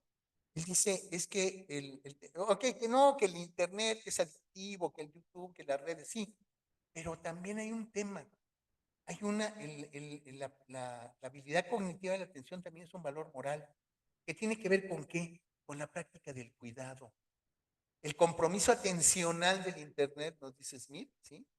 Hace que perdamos, ¿no? Que perdamos prioridades, que nos desorientemos respecto de nuestro propio cuidado y el cuidado que debemos poner a los demás. Entonces, pues sí habrá mucha idea, ¿no? De esto de la creatividad, pero la economía de la atención, la economía que vive en el algoritmo, ¿no? De nuestras preferencias, también lo que estimula es esto, ¿no? La inatención cognitiva. No podemos poner atención a nada más de 15 segundos. De hecho, oigan, su presencia para mí es maravillosa por ese motivo. Pero además, el tema es que la atención también es un atributo moral, ¿no? Y cuando alguien nos deja de prestar atención, no, nosotros le podemos reclamar con justicia, oye, no estás haciendo caso, ¿no?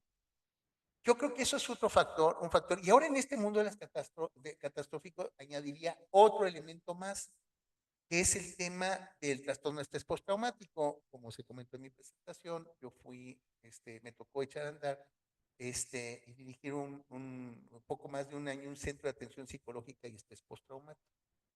el tema del estrés postraumático llega al DSM-5, ¿no? Con un cambio. El DSM-4 establecía que el trastorno de estrés postraumático era un fenómeno relacionado con el estrés. Para 2013, el trastorno de estrés postraumático pasó a la categoría de trauma. Entonces ya estamos hablando de una situación, como dice el propio Kehin, mucho más profunda.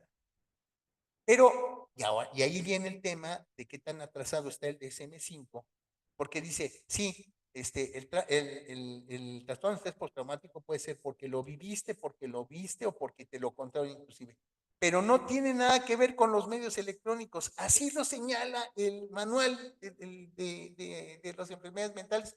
Yo me imagino que una eventual actualización al DSM-6, DSM-5 ya lleva más de 10 años, tiene que actualizarse. Tendría que decir además algo sobre cuánto de esos trastornos son desencadenados por nuestra peculiar relación con las redes sociales. O sea, hay cosas, hay áreas, ¿no? Ahorita que dices escenarios, hay escenarios como ese, escenarios que tienen que gravitar en torno de la economía de la atención, gravitar en torno de la dinámica de los desastres y por tanto el efecto que ejercen en las personas, ¿no? Cómo se materializa en el trastorno de estrés postraumático y del burnout, ni hablar, ¿no? Sería pues, ¿no? Un poco algo de lo que la lectura de Kehin y de lo que hemos estado observando últimamente. Ahí hay una reseña mía en Futureando entre Amigos, ¿no? Del libro de Justin Smith, que yo recomiendo amplísimamente, ¿no? Y que nos habla precisamente de nuestro estado, del estado del arte en la comprensión de la condición de la atención en particular y de la situación, ¿no? Mental y emocional en general con relación al tema de las redes sociales y lo que podría impactar, ¿no? En una comprensión ya más amplia. ¿Y por qué lo digo? Porque a partir de 2020 tenemos una actualización de la Ley General de Salud en la parte de salud mental, que nos habla que la salud mental y las adicciones corren paralelas, van pegaditas, y ahora se tratan una de consumo con la otra. O sea, hace también algo, tiene que ver, perdón, si por el chauvinismo del comentario mexicano, ¿no? Pero también se abre pues el tema de la necesidad, ¿no? La necesidad. Gracias por el comentario. Gracias, Ernesto. Gracias por Adelante, Genaro, por favor.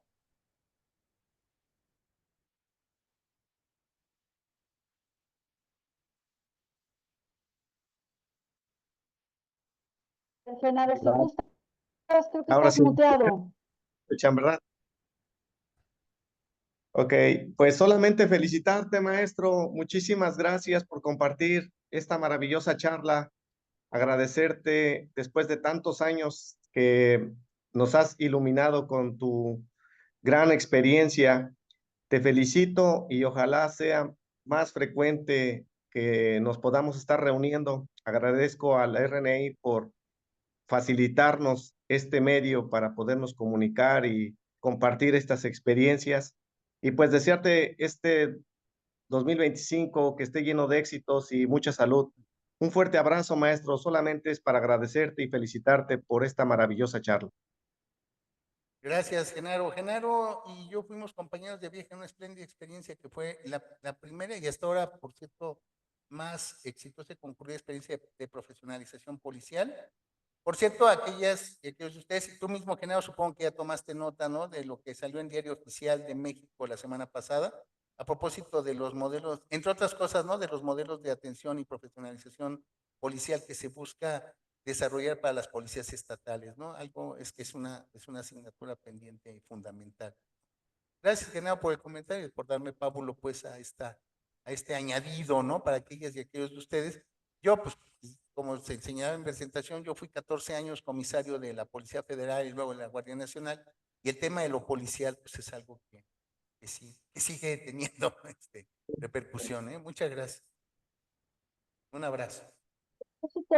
Del comentario de Genaro y desde la presidencia de la World Future Society, que les agradecemos no solamente su participación, sus intervenciones, ofrecemos a los correos electrónicos desde donde amablemente se anotaron a Futureando entre Amigos y Amigas, que son charlas informales donde invitamos a personas que han realizado aportaciones importantes en materia de perspectiva y temas relacionados. Les ofrecemos nuestra revista electrónica del segundo semestre de 2024, donde viene la reseña de la que habla el maestro Cartagena, y puedan ustedes consultar este texto. Y también reiterarles, a quien guste también hacer alguna aportación. Ahorita está abierto todavía el número de enero, ya lo andamos cerrando, pero por ahí de febrero, quien guste enviarnos algún documento de 2000 palabras máximo, con muchísimo gusto podemos incorporarlo, pues para ir sumando esta comunidad a la que se acaba de incorporar en esta sesión la doctora Guillermina Baena. Le damos la más cordial bienvenida, doctora, muchas gracias. No sé si alguien más tenga alguna aportación o comentario que hacer. Con toda confianza, adelante, por favor, siéntanse en la posibilidad de hacerlo. Maestro Cartagena, ha recibido, gracias, buenos comentarios, gracias, Conchita. No sé si quieras añadir algo más, Conchita, por favor. Ah, y también el doctor Alarcón también quiere participar. Entonces, si quieres, le damos paso a José para que cierres, Conchita. Gracias. Muchas gracias, Alma. Y básicamente ver si, bueno, realmente toda una serie de conceptos que le hacen volar a uno la cabeza, pero no sé si en el ángulo de justicia ligado con fairness, en fin, Severino, ¿pudieras, no sé, enmarcar un poquito ese ángulo de justicia, piso, techo? Porque me parece que también es un tema muy complejo, ¿no? Pero algún comentario que pudieras tener de ese tercer motor te lo apreciaría mucho. Ay, Básicamente eso sí. y ya es. Pues que de la lectura que se desprende de su artículo autocrítico, Hegel me da la impresión de que todavía está en una parte exploratoria. Yo haría un comentario fundamental, ¿no? A partir del pensamiento de Paul Ricoeur, ¿no? En este libro de Lo Justo, ¿no? Dice Paul Ricoeur, hay valores que nos pertenecen y hay valores que no nos pertenecen. ¿Cómo? Sí, o sea, si yo digo que soy un hombre honrado, pues pruébame que no soy honrado, ¿verdad? Es un valor que me pertenece, ¿no? Pero hay valores que no nos pertenecen. ¿Y cuáles son? Uno es la amistad. ¿Cómo la amistad? Sí, yo no puedo andar diciendo que soy amigo de José o de Conchita o de Alma Lilia, ¿no? Entonces pueden decir, oye, no, yo escojo a mis amigos. Cuando decimos, es que yo soy el mejor amigo de mis hijos, pues pregúntale a los hijos, ¿no? Me parece, puede resultar hasta un poco pretencioso. La amistad es algo que te conceden los demás. Yo para andar festinando que soy amigo de Genaro, por ejemplo, sí, de verdad, digo, es un gesto muy amistoso de su parte, pero no nos libera luego a la condición de que, no, es que Genaro y yo somos amigazos. Pero el otro valor, dice Ricoeur, el otro valor que no es de nosotros es la justicia. Entonces, yo no puedo andar por la vida diciendo que yo soy un hombre justo. No, pues eso que lo digan quienes me conocen, quienes han trabajado conmigo, que lo digan mis hijos, ¿no? Es decir, la justicia es siempre algo que se te da. Y si yo me pongo a clamar por justicia, es muy fácil que yo cruce la línea de entre exigir justicia y promover mi propio interés. ¿Cuándo un reclamo de justicia es interesado? Entonces, estoy de acuerdo con Hegel en que sí es necesario. Él toma inclusive una referencia teológica de un libro del 54 que habla precisamente eso del poder, el amor y la justicia, y habla también de que toma también una definición negativa. Es que la justicia es la ausencia de injusticias. Pues sí, pues los teóricos de la justicia, pues la propia Nussbaum, que junto con su ¿cómo se llama? Junto con su maestro, su nombre, ¿no? Estudian el tema de la justicia.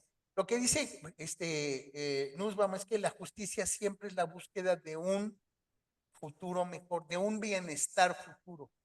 Por eso cuando ella elabora el tema de la ira, dice es que el problema con la ira y el problema con el perdón es que siempre nos remiten al pasado, no nos permiten orientarnos hacia el futuro. La búsqueda del bienestar y la búsqueda de la justicia. Y nos cuenta la historia, ¿no? De la diosa Atenea, ¿no? En la Orestiadas, el séptimo de Cristo, ¿no? Narra precisamente cómo fue posible que se establecieran los tribunales. En un mundo en el que cualquier ofensa podía desatar la más furiosa venganza, era necesario que hubiera tribunales. Y baja la diosa a establecer los tribunales. Y lo primero que hace es dominar a las furias que se encadenaban en esta cadena estéril y eterna de venganzas continuas, de las que además, que podían afectar además a generaciones enteras. Entonces dice, no, ahora cualquier reclamo tendrá que pasar por los tribunales y ajustarse al cumplimiento de una ley. Ese es, digamos, el principio o el origen mitológico, pero hay un origen histórico, precisamente, ¿no? Cuando en el tono del deber, ¿verdad? Platón nos habla precisamente de la prisión de Sócrates y de lo que pasó, de lo que ocurrió a días de su ejecución. Gritón es un discípulo de Sócrates y va con él y le dice, oye, ¿qué hace aquí, maestro? Vamos para afuera, ya está todo arreglado. Y Sócrates dice, yo no puedo ir contigo. ¿Por qué? Pues porque yo siempre he divulgado, ¿cómo se llama? Propagado, predicado, ¿no? El apego a las leyes de la ciudad. Las leyes de la ciudad es lo que nos previene en la guerra civil. Sí, pero las leyes de la ciudad están por, ¿se acuerdan que él es sometido a un juicio por una situación injusta a manos de un admirador que lo envidiaba, ¿no? Alcibiades, ¿no? Un sofista, la tensión entre los sabios y los sofistas, ¿no? Y todo esto. Y Sócrates no acepta.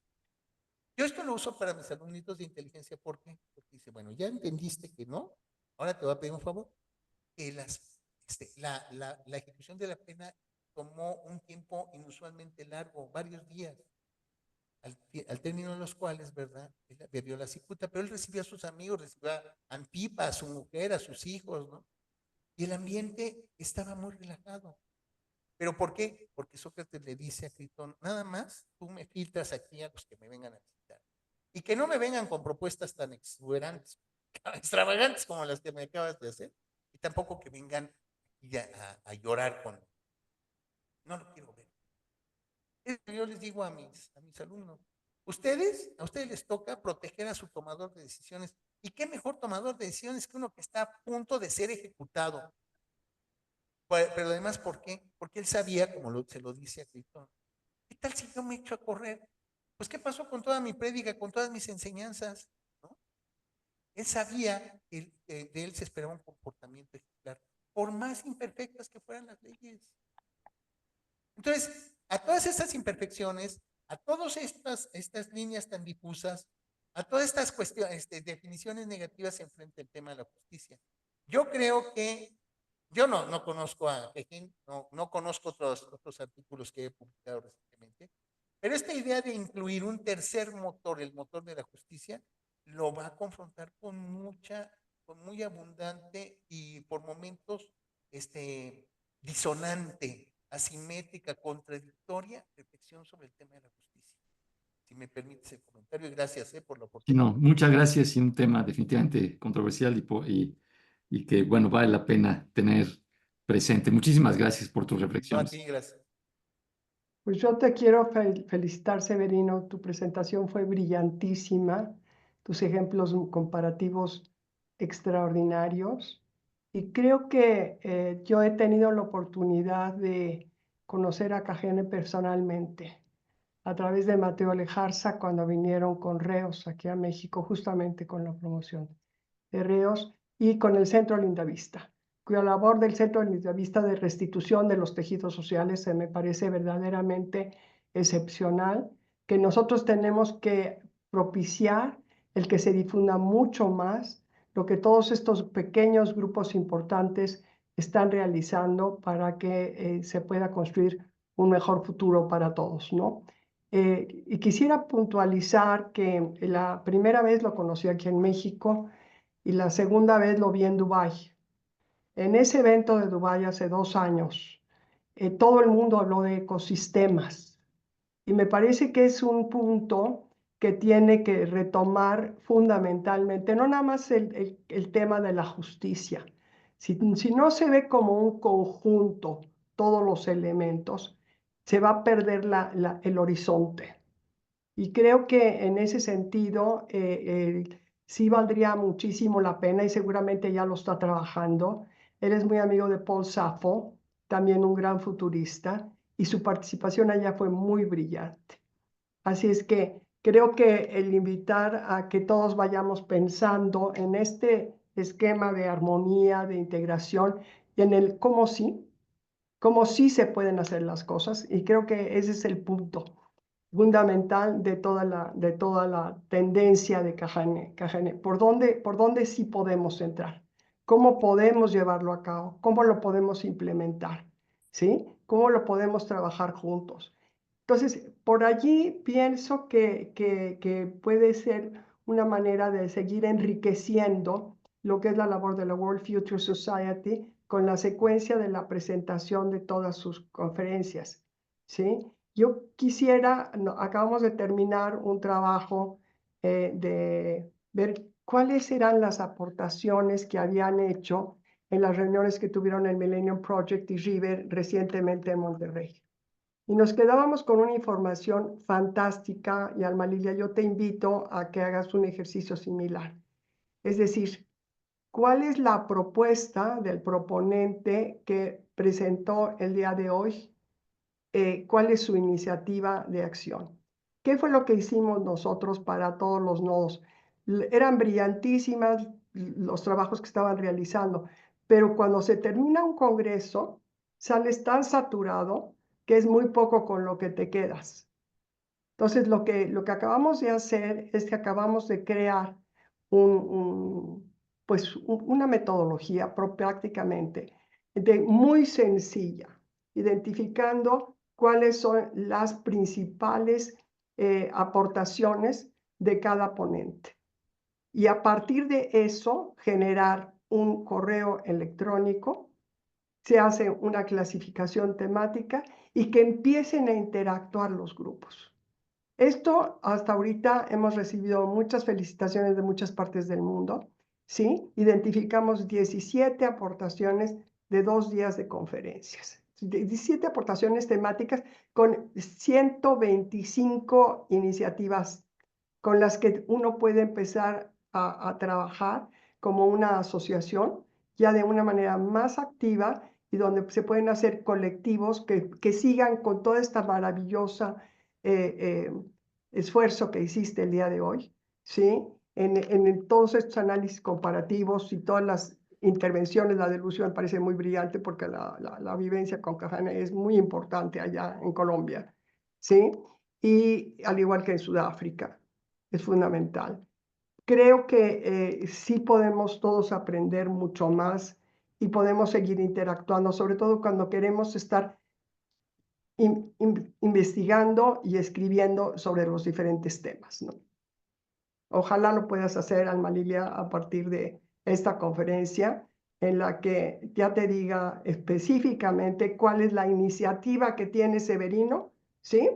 Para que la World Future Society se vaya involucrando más. Y entonces ahí nos podemos sumar muchos contigo. Y felicidades, ¿eh? Claro, muchas gracias, Conchita. Gracias, qué linda. Pues justamente les doy la primicia y aprovecho para hacerlo extensivo a todas y a todos los participantes de este seminario. Mateo de Jarza, que es parte del grupo Linda Vista, parte del grupo Futuros Posibles para México, que también ha tenido contacto con Keigen, trae ahí una idea y en breve se las haremos de su conocimiento, porque justamente bien dices, Conchita, este es un detonante que ahorita es oportuno, como lo ha señalado el maestro Cartagena, y sobre todo retomando una de las principales aportaciones de Keigen en mi experiencia, hablando de sus términos, que es no perder la capacidad de detectar señales de futuro, porque a veces nuestros sesgos, nuestra experiencia, nuestros intereses nos impiden, ¿no?, tener una cabal visión de lo que son señales de futuro y de lo que hoy decimos en perspectiva son esos rinocerontes grises que habían estado en la habitación, solo que rehuimos hablar de ellos, ¿no? Y después les llamamos cisnes negros, cuando en realidad siempre estuvieron presentes y lo que nos hizo falta es, como bien dices, Conchita, involucrarnos más, participar más, co-crear más, ¿no? Para emplear los términos de Keigen. Antes de cerrar, yo no quiero desaprovechar que está la doctora Baena, no sé si quieras aportar más, doctora, para ir cerrando, por favor, aprovechando este espacio, adelante. Muchas gracias. Creo que toda aportación de Severino Cartagena es brillante. Lo conozco desde hace muchísimos años y ha seguido pues un rumbo muy constante. Y a ti, Alma, pues también muchas felicidades por seguir esto. Eh, es es un nuevo aire para la organización, para la World Future Society Capítulo México. Y bueno, pues ahora estamos precisamente en un conjunto en un momento histórico, yo creo, en donde todos estamos participando, queremos, también todos estamos persiguiendo un objetivo común y cada vez más nos estamos integrando, la integración de Conchita, la integración de Norberto, de Lucio, es fundamental aquí ahora y qué bueno porque nos alimentamos uno de los demás y los demás de uno, ¿verdad? Y esto creo que es una parte clave y no dejar pasar efectivamente, como bien lo señala Conchita, cuáles son las propuestas y cuáles las iniciativas, que no se pierdan, ¿sí? Que no se pierdan porque estamos trabajando, la realidad la queremos alcanzar, va más rápido que nosotros, pero la queremos alcanzar y creo que hay que de alguna manera también alcanzarla. Entonces, pero va a ser una labor muy linda, pero qué bueno que tú estés por allí, igual que Conchita, y estén haciendo una labor muy importante para la visión de futuro. Adelante y felicitaciones, Severino. Muchas felicitaciones. Mucho gusto en volvernos a reencontrar. Gracias. Gracias, mi amigadísima doctora Guillermina. Gracias, de verdad. Gracias a todos y a todos, gracias a los integrantes de la Escuela Superior de Inteligencia de Nuevo León que nos acompañaron hoy, a todos y todos los integrantes de la World Future Society, a nuestros amigos de siempre, al maestro Luis Arteaga, muy amable, siempre puede participar con nosotros. Qué gusto, Eduardo Riveros. Bueno, un grupo muy numeroso el día de hoy.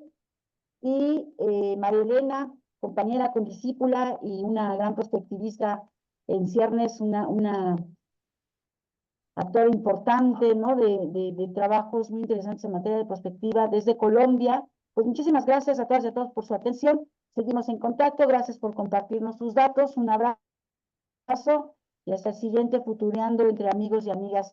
Gracias a todas y a todos. Buena tarde, buena noche. Que estén muy bien. Gracias a todas y todos por sus comentarios y sus conceptos. Gracias.